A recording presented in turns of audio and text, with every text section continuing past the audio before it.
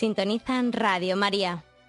Les ofrecemos el programa Catecismo de la Iglesia Católica, dirigido por Monseñor José Ignacio Munilla.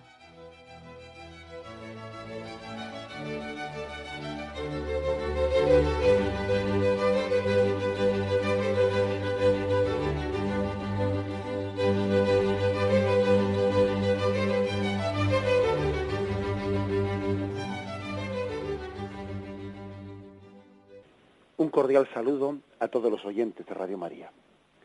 Un día más, con la gracia del Señor, proseguimos el comentario del Catecismo de nuestra Madre la Iglesia. En el comentario del último artículo del Credo, Creo en la vida eterna, en el que nos encontramos, hoy dedicamos este espacio a comentar 4 puntos del Catecismo que tienen como título el juicio final. Son el punto 1038 al 1041. Bien, leemos el primero de ellos, el punto 1038. La resurrección de todos los muertos, de los justos y de los pecadores, precederá al juicio final. Esta será la hora en que todos los que estén en los sepulcros oirán su voz, y los que hayan hecho el bien resucitarán para la vida, y los que hayan hecho el mal para la condenación. Entonces Cristo vendrá en su gloria, acompañado de todos sus ángeles. Serán congregadas delante de él todas las naciones, y él separará a unos de los otros, como el pastor separa las ovejas de las cabras. Pondrá las ovejas a su derecha y las cabras a su izquierda, e irán estos a un castigo eterno y los justos a una vida eterna. Y aquí, pues este punto del Catecismo pues ha parafraseado prácticamente literalmente varios textos de la Sagrada Escritura. Bien, pues en primer lugar hay que decir, para explicar este punto, que este punto en el que quiere iluminar el juicio final, que hay 3 acontecimientos, ¿no? 3 acontecimientos escatológicos que se unen los 3. Son la resurrección de los muertos, la venida en gloria de Cristo, la parusía, y el juicio final. 3 acontecimientos que la Sagrada Escritura nos lo narra como seguidos uno detrás de otro. Dice que en primer lugar tendrá lugar la resurrección de los muertos, que precederá inmediatamente a la venida en gloria de Cristo, a la parusía. Y que entonces, cuando Cristo venga en gloria, vendrá a juzgar a vivos y muertos. O sea, 3 acontecimientos: resurrección de los muertos, venida en gloria de Cristo y juicio final, los 3. Bien, en primer lugar, con respecto a la resurrección de los muertos, pues con ella concluye el tiempo de espera.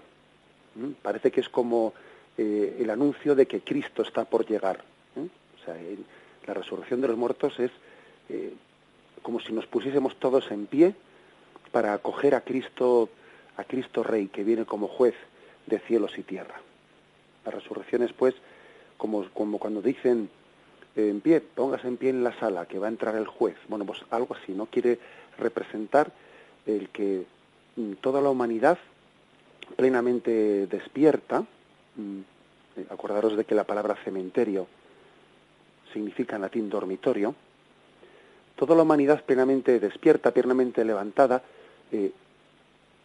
acoge, ¿no?, puesta en pie, la llegada en gloria de ese Cristo Señor nuestro y juez también de vivos y muertos. En algunos cementerios, en algunos panteones, se conservan hermosas representaciones. Recuerdo haber visto pues en la imagen de algunos ángeles con la trompeta en la mano y con una posición de estar esperando, ¿no?, con la mano sujetando en señal de cansancio, en señal de espera, esperando el día en que Dios haga sonar esas trompetas, el día en que Dios venga en gloria a juzgar vivos y muertos y resucite, ¿no?, esos muertos que están ahí depositados, ¿no? Bien, esos son, pues, mediante esas formas también iconográficas, pues, el arte ha representado ese tiempo de espera en el que estamos, ¿no? Esperando la voz que haga salir de ese estado que Jesús llamó duerme, cuando dijo por la hija de Jairo que no estaba muerta sino que dormía, cuando Dios en su poder haga salir, ¿no?, a esos cuerpos de sus sepulcros. Bien, esta es por lo tanto el acontecimiento, la resurrección, la venida en gloria de Cristo, el juicio final. Bien, alguno hará una pregunta que es importante. Bien, entonces, ¿qué añade el juicio final al juicio particular? Porque acordaros de que el Catecismo de la Iglesia Católica ha hablado también de un juicio particular que tiene lugar inmediatamente después de la muerte. Lo explica en el punto 1021 y 1022. Y leo una frase. Entonces, cada hombre después de morir recibe en su alma inmortal una retribución eterna en un juicio particular que refiere toda su vida. Bien, pues aquí la pregunta es, entonces, ¿qué diferencia hay entre el juicio particular que tiene lugar inmediatamente después de la muerte a este juicio final? ¿Qué añade una cosa a la otra? ¿Es que puede cambiar el veredicto de primera instancia y de segunda instancia? Pues evidentemente no. Evidentemente no. O sea, eso queda claro, ¿no? Entonces, ¿qué añade? Bueno, en primer lugar añade que hay una retribución no solamente al alma, sino una retribución al hombre entero, cuerpo y alma, porque en el juicio particular, cuando el alma se separa del cuerpo, es el alma la que recibe en primer lugar la retribución, bien sea en el cielo, bien sea en el infierno, apartada de Dios, por esa autoexclusión de Dios, de la cual hablábamos ayer, o bien sea también en un estado de purificación el que llamamos purgatorio, que le prepara para ver a Dios. Bien, pero esa era una retribución, la del juicio particular, que se refería únicamente al alma. Y en este momento, el cuerpo resucitado se une a su alma para gozar de Dios en el cielo, o también se une este cuerpo resucitado al alma que está en estado de condenación en el infierno. Y entonces se aumenta ese gozo del alma que está en el cielo, porque goza de Dios no solo en alma, sino que goza en alma y cuerpo de Dios. El gozo de Dios pues aumenta si cabe, porque es el hombre entero el que goza de Dios. Y también hay que decir que los sufrimientos del infierno, pues también al ser el cuerpo el que se une al alma, ¿no?, en la plenitud del hombre, cuerpo y alma, pues el sufrimiento no es únicamente un sufrimiento en alma, sino en alma y cuerpo. O sea que en primer lugar el juicio final añade al juicio particular pues la unión del cuerpo al alma en la plenitud del hombre, bien sea en el cielo, gozando de Dios, o bien sea en el infierno, pues sufriendo ese estado de separación de Dios. En segundo lugar, el juicio final supone la conclusión del purgatorio, supone el final de ese estado de purificación.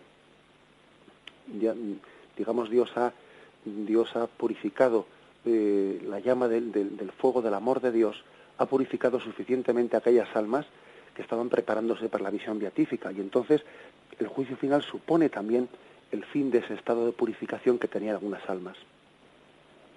Para muchas ya había terminado, porque pues algunas almas pues tuvieron un tiempo limitado de purificación, y cuando ya estaban suficientemente purificadas habían ido al cielo. Pero en cualquier caso, en el juicio final concluye el estado de purificación, ya para todas las almas.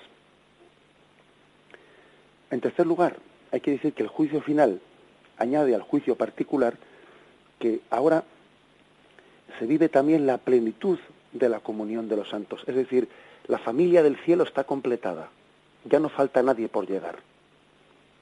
En la comunión del cielo se vive también la plenitud del gozo de que no únicamente se goza de la visión de Dios, que es lo más importante, desde luego, que es lo esencial del cielo, pero aparte de ese gozo esencial que es la visión de Dios, ya incluso se ha añadido otros gozos que son añadidos, que son accidentales añadidos, pero que también son motivo de gozo, que es ver que la familia entera está completa en el cielo.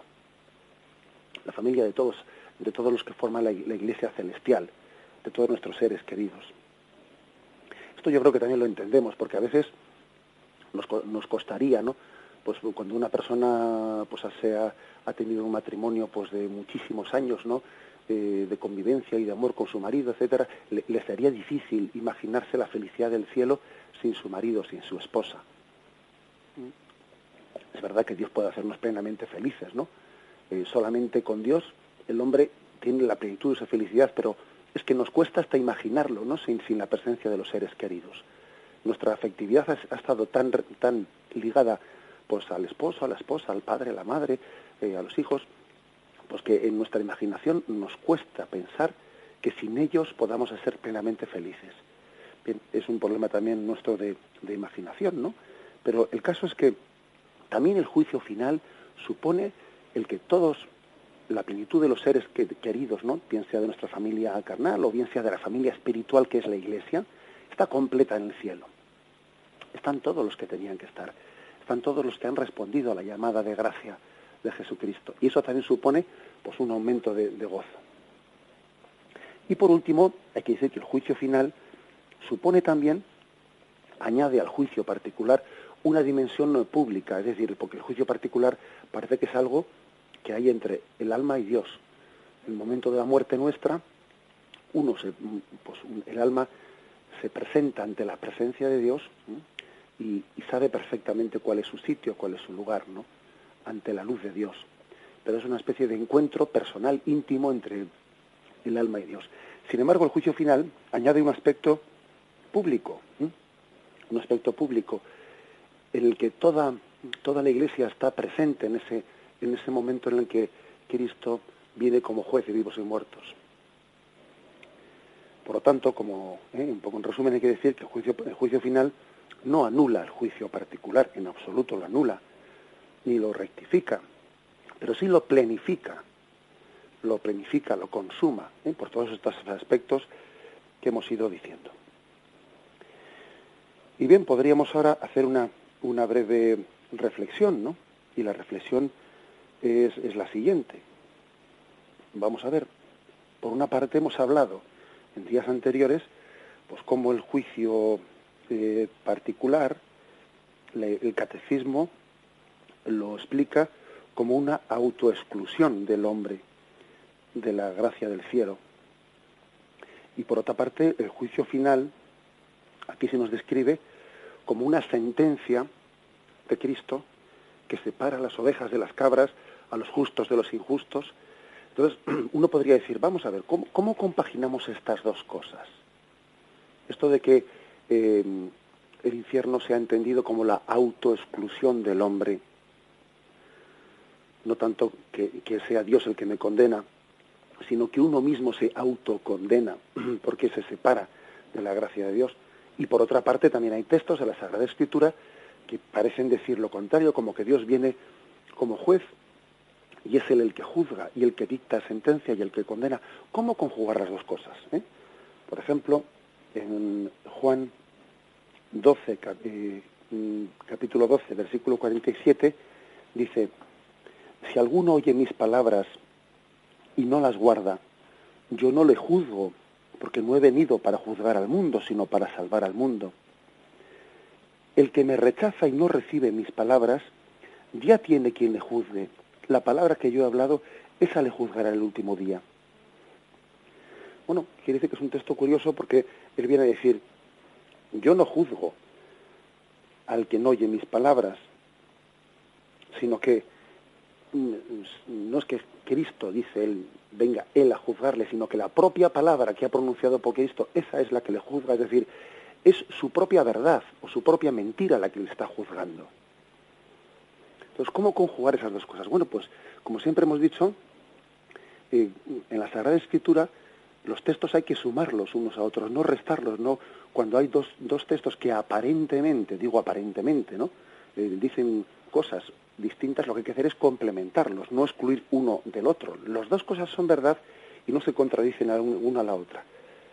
Porque es verdad que eres tú mismo el que te juzgas a ti, porque son tus propias obras las que se constituyen en tu juez. Tus propias obras son tu juez. No es que Dios sea tu juez, es que tú mismo te estás juzgando a ti mismo, porque tus obras son testigos de tu bondad o de tu maldad. Esto es lo que quiere decir este texto que hemos leído de Jesucristo, del Evangelio de San Juan 12, 47. Tus propias obras, las propias palabras que yo he pronunciado y tus propias obras, esas son las que te juzgan. No es que la voluntad de Cristo sea juzgarte. Cristo ha venido a salvarte. Esa es su voluntad. Pero por otra parte hay textos en los que se habla claramente de Cristo juez, que Él separa a unos de otros.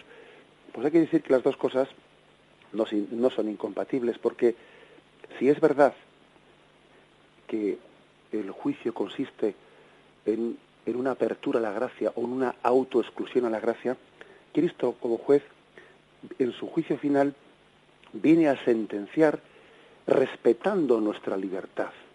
Es decir, que el juicio de Dios coincide al milímetro con la opción libre que el hombre ha hecho de acoger la gracia o de rechazarla.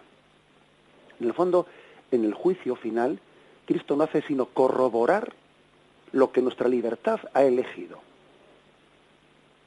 Así de claro. Es decir, no entendamos que el juicio viene a decir una sentencia distinta de lo que nosotros con nuestra libertad habíamos querido.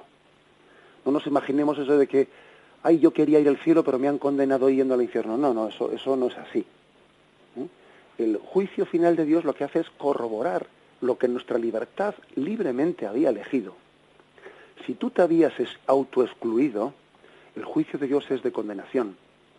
Si tú te habías abierto a la gracia, el juicio de Dios es de salvación.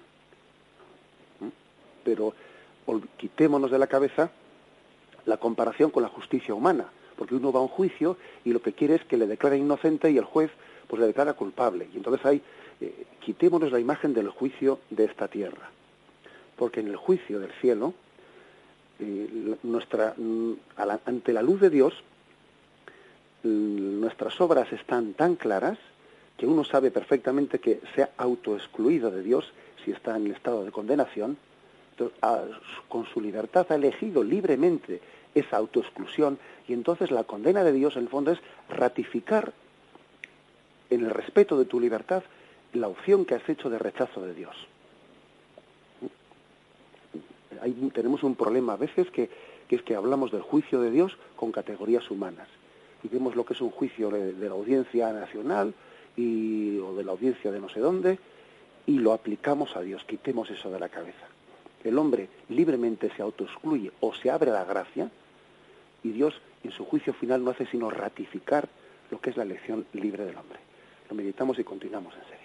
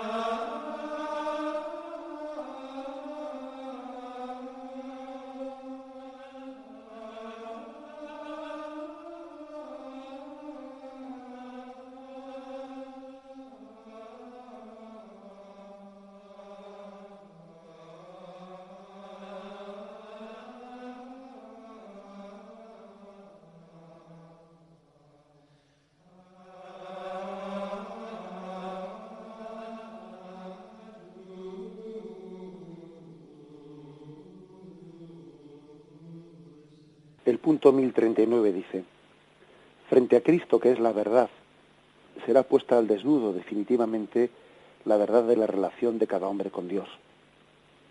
El juicio final revelará hasta sus últimas consecuencias lo que cada uno haya hecho de bien o haya dejado de hacer durante su vida terrena.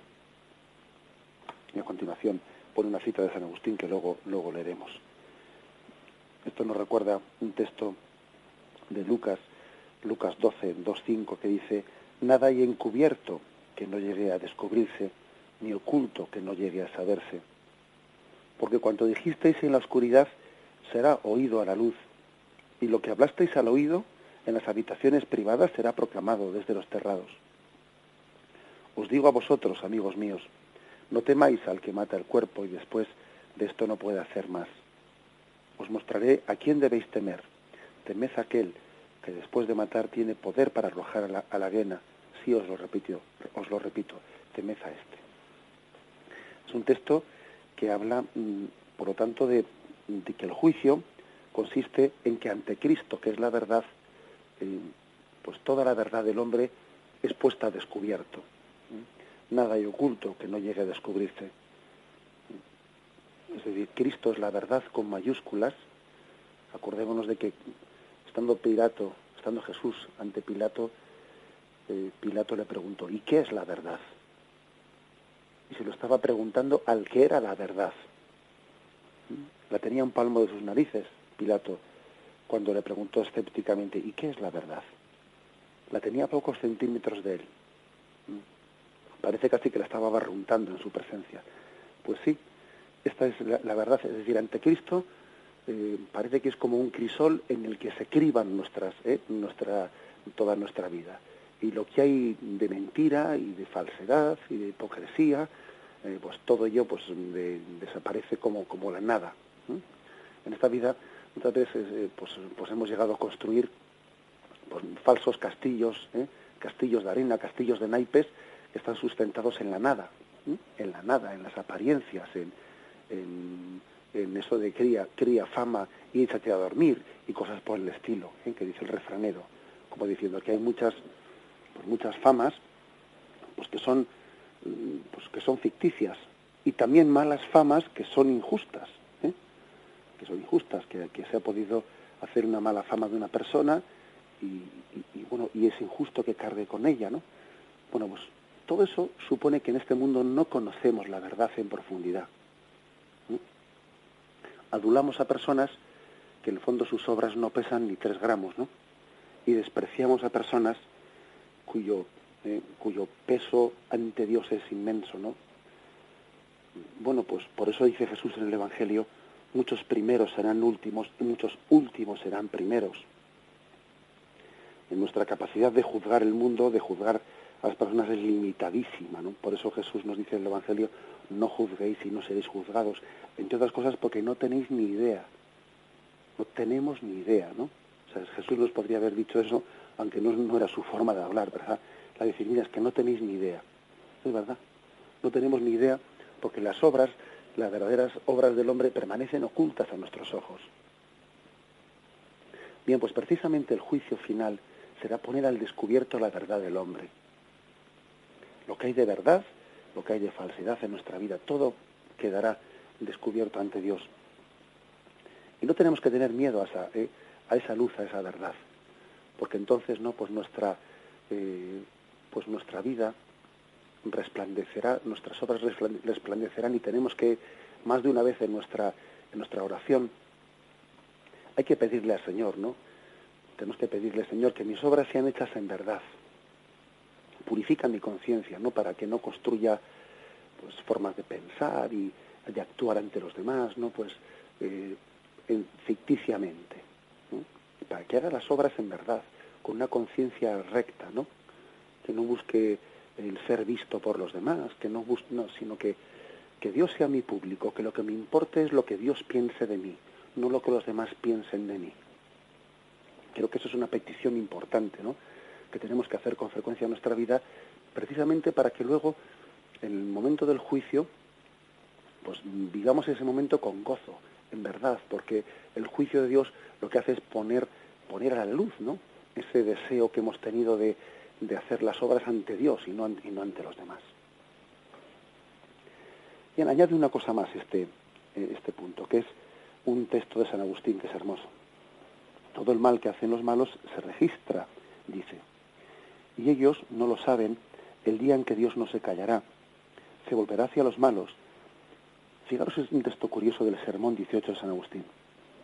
Yo había colocado sobre la tierra, dirá él, a mis pobrecitos para vosotros. Yo, su cabeza, Gobernaba en el cielo a la derecha de mi Padre, pero en la tierra mis miembros tenían hambre. Si hubierais dado a mis miembros algo, eso habría subido hasta la cabeza. Cuando coloqué a mis pequeñuelos en la tierra, los constituí comisionados vuestros para llevar vuestras buenas obras a mi tesoro. Como no habéis depositado nada en sus manos, no poseéis nada en mí. Aquí San Agustín hace una aplicación de esa descripción del juicio final, cuando Jesús dice: tuve hambre y me disteis de comer, o tuve hambre y no me disteis de comer. San Agustín recuerda que esos pobres, esos necesitados, esos enfermos que Dios ha puesto en nuestro camino, enfermos, personas a las que cuidar, personas a las que entregarse, esas personas, dice que eran como comisionados, es decir, formaban parte de la providencia de Dios para recoger nuestras buenas obras y llevarlas delante de Dios. Es como si se dijese: ese pobre, ese enfermo, esa persona que Dios ha puesto y que te ha dado a ti una ocasión de que tú, pensando que le haces a él un favor, ese pobre, ese enfermo, te estaba haciendo a ti un favor para que tus buenas obras fuesen presentadas delante de Dios. Es curioso esto, es como si algún día entenderemos cosas como estas que ahora nos resultan incomprensibles, ¿no? Imaginemos, por ejemplo, alguien que ha entregado su vida o unos años importantes en su vida, a cuidar a un enfermo, cualquier situación, ¿no? Que uno puede parecer que es mortificante. Y cuántas personas mayores dicen: ay, yo lo que no quisiera es dar trabajo en casa, no quisiera suponer ningún sacrificio para nadie. Bueno, y no nos damos cuenta que en la providencia de Dios somos una ocasión para presentar, como si fuésemos una bandeja que Dios ha pensado en ella, para que las buenas obras de esa persona que le cuida a ese enfermo o que ayuda a ese pobre o lo que sea, una bandeja pensada por Dios para presentar las buenas obras y llevarlas delante de Dios. Algún día entenderemos esto, ¿no? Que también esto forma parte de lo que dice este punto 1039, que en el juicio toda la verdad será puesta al desnudo y uno comprenderá. Claro, el rico Epulón, en el día del juicio, comprendió, ¿no? Cómo aquel pobre Lázaro que estaba a la puerta de su casa, en el fondo había sido como un enviado de Dios puesto a la puerta de su casa, que le había dado una ocasión que él no había aprovechado. Era una ocasión que Dios le dio para suscitar en él buenas obras y para que esas obras le hubiesen servido de salvación. Y sin embargo el rico Epulón no quiso entender eso, no quiso ver eso, que es el pobre Lázaro que estaba a la puerta de su casa. En el fondo era un enviado de Dios, dice San Agustín, como un comisionado en favor nuestro, para intentar presentar nuestras buenas obras delante de Dios. Es curiosa esta imagen. Bien, lo meditamos y seguimos en breve.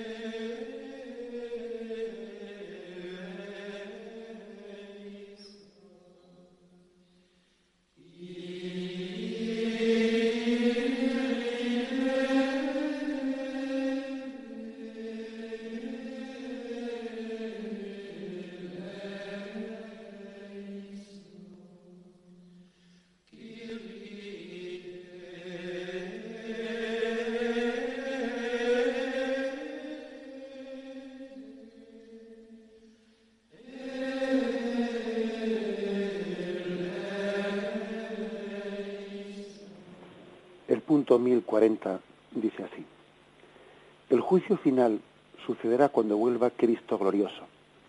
Solo el Padre conoce el día y la hora en que tendrá lugar. Solo Él decidirá su advenimiento. Entonces Él pronunciará por medio de su Hijo Jesucristo su palabra definitiva sobre la historia. Nosotros conoceremos el sentido último de toda la obra de la creación y de toda la economía de la salvación, y comprenderemos los caminos admirables por los que su providencia habrá conducido todas las cosas a su fin último. El juicio final revelará que la justicia de Dios triunfa sobre todas las injusticias cometidas por sus criaturas y que su amor es más fuerte que la muerte. Bueno, pues es que aquí en este punto dice algo muy importante, y es que en el juicio final hay también como un triunfo definitivo de la justicia sobre el mal.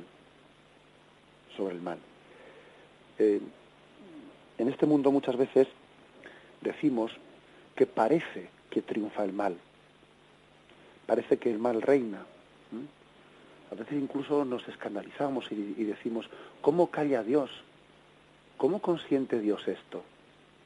¿Cómo es que Dios permite que el mal triunfe? Y claro, nosotros tenemos que decir, Dios calla, pero no calla para siempre, sino que calla en parte, porque también está hablando por medio de su Iglesia, hay que decirlo, pero calla también en la espera de que en el teatro de este mundo, pues la situación en la que estamos viviendo, de lucha entre el bien y el mal, sea también pues un teatro, una escena, un acontecimiento en el que nosotros ejercitemos la virtud, ¿no? Y seamos capaces de dar lo mejor de nosotros mismos. Y Él intenta que donde abundó el pecado sobreabunde la gracia. Pero Dios reserva su última palabra. Y su última palabra la reserva precisamente para el juicio final, donde se restablecerá definitivamente la justicia. Entonces, una cosa importante que hay que decir es que curiosamente este mundo, esta cultura nuestra, ¿no?, pues así secularizada, a veces se queja del silencio de Dios, de cómo Dios calla, cómo Dios consiente. A veces se queja del silencio de Dios y luego cuando Dios habla y dicta justicia, se dice, bueno, entonces nos quejamos de que Dios sea justiciero. Pero vamos a ver, ¿cómo es posible que nos quejemos de una cosa y de su contraria? ¿Cómo es posible de que nos quejemos de que Dios calle ante el mal y luego nos quejamos de que Dios hable ante el mal? Esta es la contradicción de nuestra cultura. Y la verdad es que cuánto mejor sería que fuésemos humildes ante la revelación, aceptándola humildemente, en vez de revelarnos pues con tantas contradicciones que tenemos dentro de nosotros, ¿no? ¿Cómo nos podemos quejar de que Dios calle y luego nos quejamos de que Dios hable y restablezca justicia? Fijaros, cuando el hombre niega la justicia o niega el juicio final, niega el que Dios vaya a juzgar y a separar buenos de malos, cuando niega eso, diciendo, no, si es que Dios es bueno y Dios tratará a todos por igual, buenos y malos, y retribuirá lo mismo, tanto que sea uno bueno que sea uno malo. Cuando a veces escuchan cosas como esas, ¿no?, pues uno parece que le está condenando a Dios a ser injusto. Claro, o sea, no nos damos cuenta, ¿no?, detrás de las afirmaciones lo que se esconde, ¿no? Cuando se niega el juicio de Dios, lo que se viene a decir es que el bien y el mal van a tener el mismo destino. Así, pues entonces le estamos condenando a Dios a ser injusto. Claro, estamos impidiendo que Dios restablezca justicia. Precisamente estamos haciendo eso de lo que nos quejamos, ¿eh? Nos quejamos de que en este mundo triunfe el mal. Bueno, pues entonces resulta que le estamos impidiendo a Dios pretendemos en nuestra ideología negarle a Dios su derecho y deber, ¿no?, de restablecer justicia. Que evidentemente lo va a hacer, no es que nosotros se lo vayamos a negar, pero que en nuestra ideología se lo discutimos a Dios, ¿no? Pero supone por parte nuestra pues una soberbia ridícula, que parece que le tenemos que dar lecciones a Dios de qué tiene que hacer y cómo tiene que hacer las cosas. Cuando el hombre, en vez de ser humilde aceptando la revelación, empieza a constituirse en juez de la revelación, a juzgar la revelación, esto me parece bien, esto me parece mal, pues hacemos el ridículo.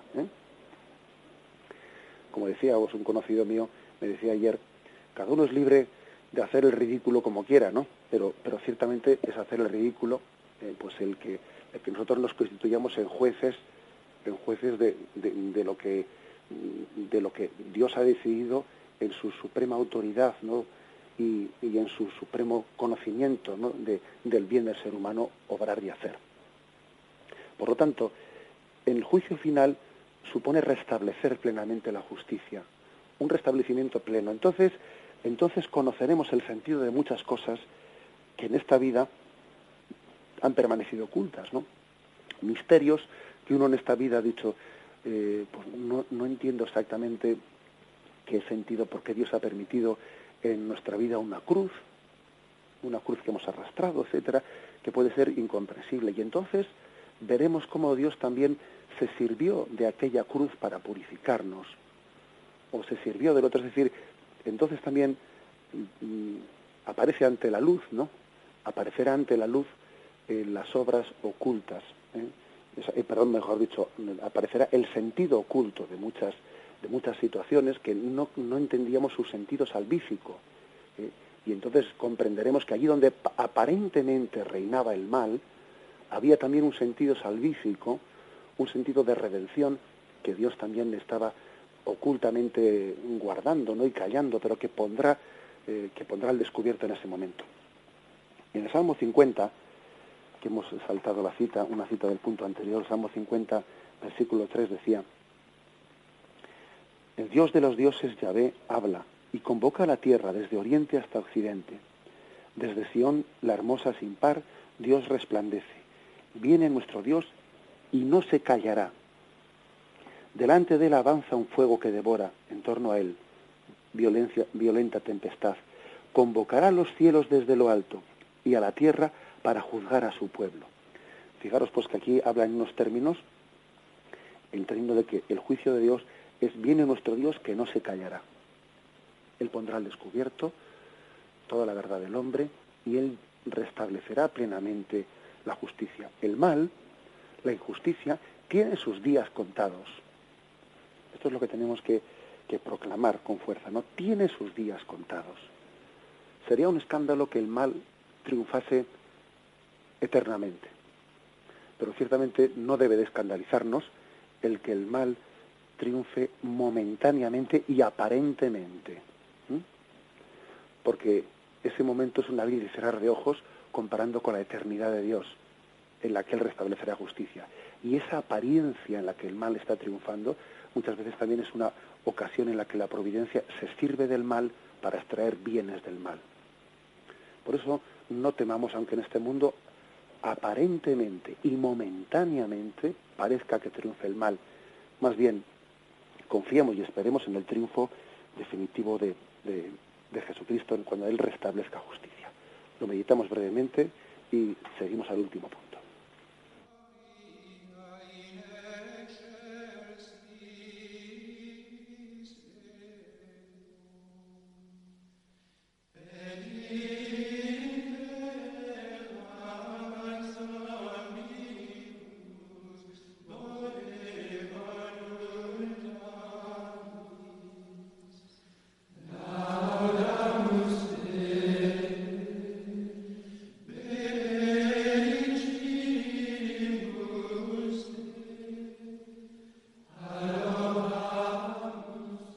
El último de los puntos, el 1041, dice: el mensaje del juicio final llama a la conversión mientras Dios da a los hombres todavía el tiempo favorable, el tiempo de salvación.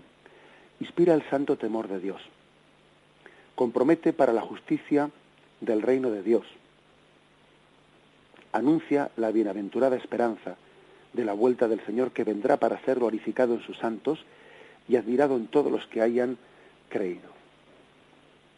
Es decir, que concluye el catecismo, pues esta explicación sobre el juicio final, pues diciendo en primer lugar de que el juicio final, la existencia del juicio final, pues es una llamada a que vivamos este tiempo como tiempo favorable, como tiempo de salvación.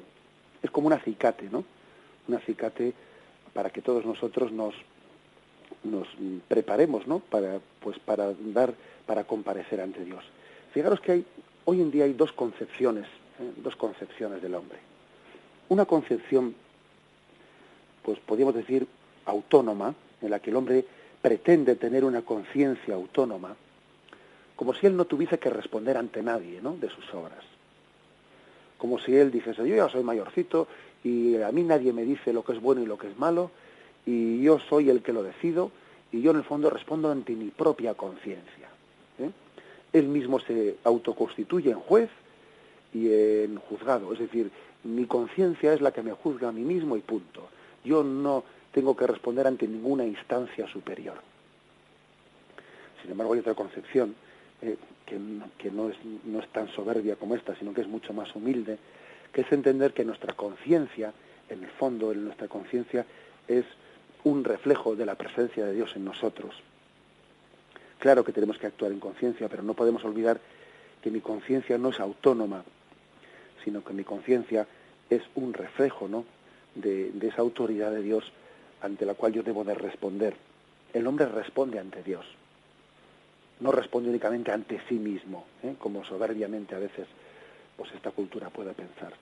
Esa conciencia que el hombre tiene es un reflejo de el deber moral que Dios ha puesto en su alma, en su vida. Esa afirmación es importante. La conciencia es como un balcón en el que Dios se asoma a nuestra vida.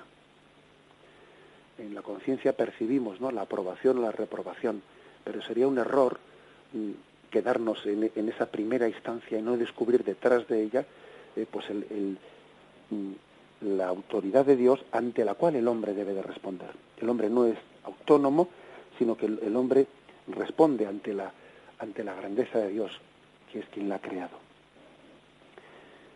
Por eso dice que el catecismo que el hombre tiene que sentir esta vida como una invitación a vivirla en plenitud, ¿no? Pues porque es un tiempo favorable, es un tiempo de conversión, y ese tiempo termina con la muerte. Y como termina con la muerte, tenemos que ser, pues yo diría, no obsesivos, no escrupulosos, no, vivir en paz, pero con intensidad. Vivir en paz con intensidad, sabiendo que todo lo que estamos viviendo, situaciones, enfermedades, cualquier cosa, ¿no?, es un tiempo favorable de salvación. Vivir, como dice aquí el catecismo, el santo temor de Dios, santo temor de Dios. Que el santo temor de Dios, pues creo que es una expresión hermosísima que muchas veces la hemos olvidado. La hemos olvidado. Fijaros que dice temor de Dios. No dice temor a Dios. Es decir, yo esta diferenciación entre temor de Dios y temor a Dios, yo me la explico de la siguiente forma. Vamos, es una explicación personal, pero que creo que puede servir. Y es que el hecho de que la formulación sea temor de Dios quiere decir que en el fondo no es un temor a la persona de Dios, sino el temor de apartarnos de Dios. Temor de Dios es temor de apartarnos de Él. Temor de dejarnos de su mano, como cuando un niño se suelta de la mano de su madre y entonces ciertamente pues corre un riesgo de tropezarse inmediato, ¿no? No es que temamos a Dios, es que tememos apartarnos de Él, que es distinto. Por eso se dice santo temor de Dios. No le tememos a Dios, porque como dice San Juan, el amor vence al temor, pero sí tememos apartarnos de Él. Y entonces, sabiendo, ¿no?, pues que nuestra vida es breve, queremos vivirla con intensidad, ¿no?, viviéndola como una ocasión de conversión. Bien, lo dejamos aquí y Dios mediante continuaremos con la explicación del catecismo de nuestra Madre la Iglesia. Y me despido con la bendición de Dios Todopoderoso, Padre, Hijo y Espíritu Santo, descienda sobre vosotros. Alabado sea Jesucristo.